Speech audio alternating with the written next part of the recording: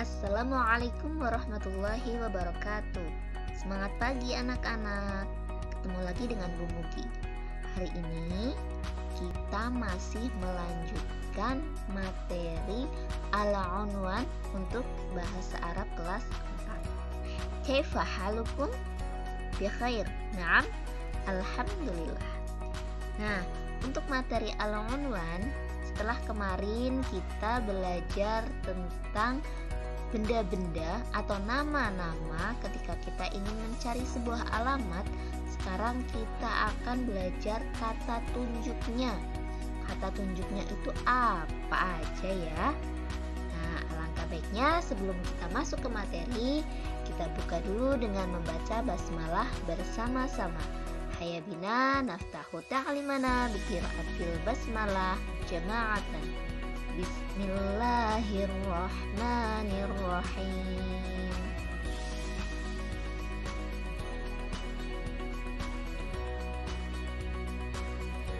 Kata tunjuk dalam bahasa Arab itu isimul isyarah.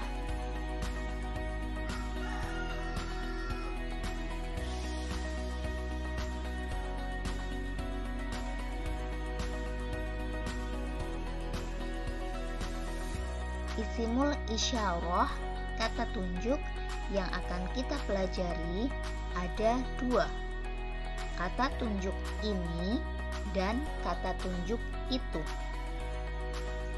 Kata tunjuk ini dalam bahasa Arab ada dua, yaitu hadza dan hadhihi. Kata tunjuk itu dalam bahasa Arab juga ada dua, yaitu dzalika dan tilka. Sekarang kita fokus dulu ke kata tunjuk ini. Kata tunjuk ini dalam bahasa Arab ada hadza dan hadhihi.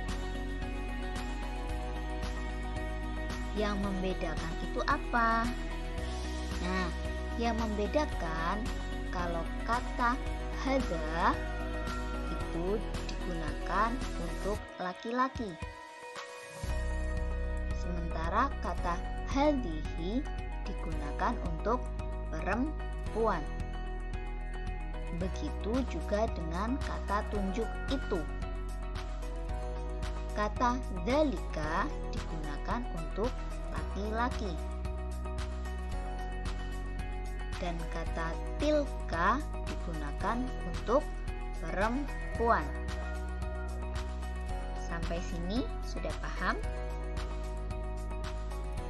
Ya, intinya kata tunjuk ini hadza dan hadhihi. Jadi hadza juga artinya ini, hadhihi juga artinya ini. Yang membedakan ketika digunakan untuk laki-laki ataupun perempuan. Kalau laki-laki pakainya hadza, kalau perempuan pakainya hadhihi. Begitu juga dengan kata tunjuk itu. Kata tunjuk itu ada dua, yaitu dzalika dan tilka. Dzalika digunakan untuk laki-laki dan tilka digunakan untuk perempuan. Artinya sama-sama itu. Nah, sekarang yang membedakan itu perempuan, itu laki-laki.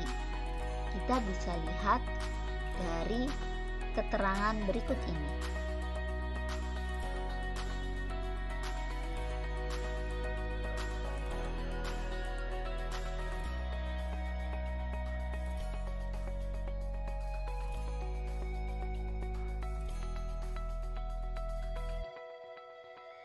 Nah, dalam bahasa Arab, nama benda itu dibagi menjadi dua, yang golongan laki-laki atau muzakkar dan golongan perempuan atau mu'anats. Berbeda dengan kata benda yang ada di bahasa nasional kita, bahasa Indonesia. Kalau bahasa Indonesia, pintu mau itu laki-laki yang mengucapkan atau ataupun perempuan yang mengucapkan, katanya tidak akan berubah, tetap pintu. Tapi kalau dalam bahasa Arab, benda-benda itu digolongkan menjadi perempuan atau digolongkan menjadi benda milik laki-laki. Nah, sekarang kita lihat ke ciri-ciri benda. Di sini, ciri-ciri benda yang tergolong laki-laki. Yang pertama, nama orang laki-laki. Nama orang laki-laki itu ada Ahmad, Hasan, Husain, Ali, dan masih banyak lagi nama orang laki-laki.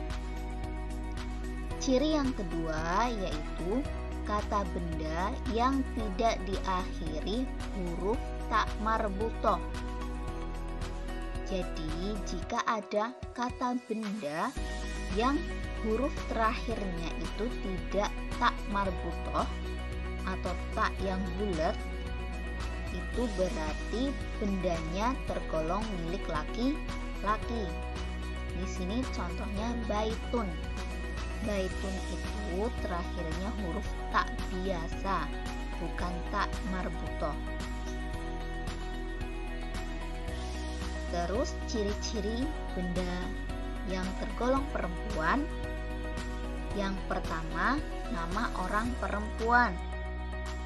Nama orang perempuan itu banyak sekali.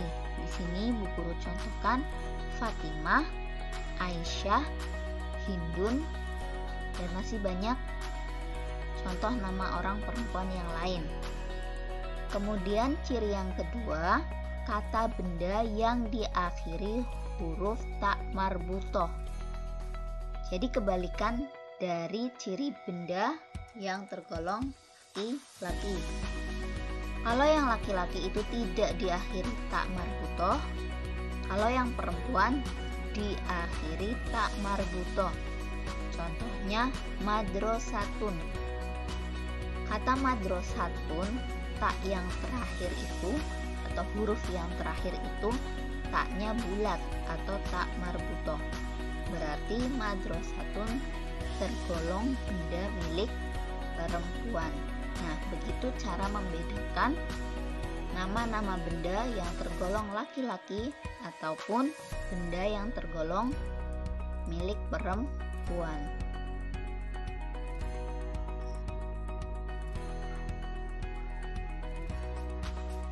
Sekarang kita masuk ke contoh penggunaan kata hadza, hadhihi, dzalika, dan tilka. Nah, kita lihat di sini ada gambar rumah. Tadi rumah itu dalam bahasa Arab yaitu baitun. Baitun itu tergolong benda milik laki-laki. Jadi ketika ada kata ini rumah, berarti ini kita pakai hadza. Kenapa pakai hadza? Karena rumahnya itu benda yang tergolong milik laki-laki. Rumah bahasa Arabnya baitun. Ini rumah. Jadi dalam bahasa Arab hadza baitun. Kemudian itu rumah.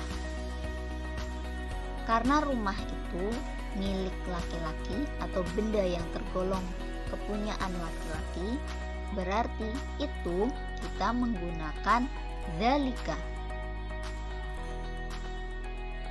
Rumah bahasa Arabnya baitun. Itu rumah. Berarti bahasa Arabnya dzalika baitun. Jadi intinya kalau bendanya itu tergolong kepunyaan laki-laki, maka kata tunjuk yang kita gunakan juga kata tunjuk yang kepunyaan laki-laki.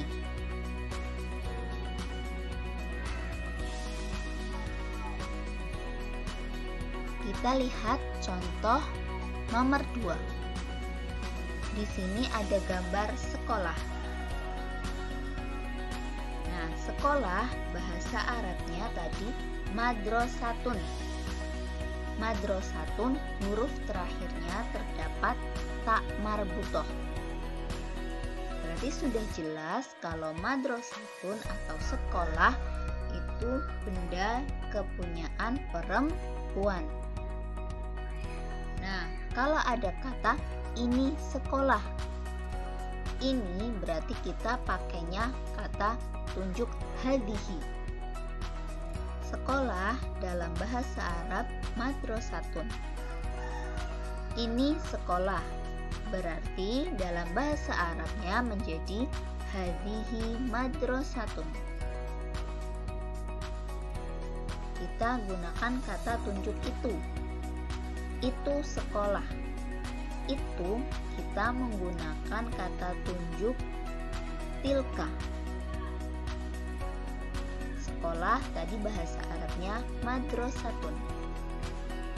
Itu sekolah dalam bahasa Arabnya tilka madrasatun. Bagaimana anak-anak? Sudah paham? Kuncinya ada dua. Yang pertama, kita harus tahu dulu kata tunjuk yang digunakan untuk perempuan yang mana, kata tunjuk yang digunakan untuk laki-laki yang mana. Setelah kita tahu, kita harus tahu ciri bendanya dulu. Benda ini tergolong laki-laki atau perempuan. Kalau kita sudah tahu benda ini tergolong laki-laki, berarti kata tunjuk yang digunakan harus kata tunjuk kepunyaan laki-laki. Begitupun dengan benda yang tergolong perempuan, harus menggunakan kata tunjuk kepunyaan perempuan. Seperti itu ya. Mudah kan? Ya, sepertinya cukup dulu untuk belajar kata tunjuk atau isimul isyarah. Kita bertemu lagi materi selanjutnya. Kalau begitu, kita tutup dengan membaca hamdalah bersama-sama. Hayya bina tahtatim bi qiraatil hamdalah jama'atan. Alhamdulillahi rabbil alamin. Syukron. Assalamualaikum warahmatullahi wabarakatuh.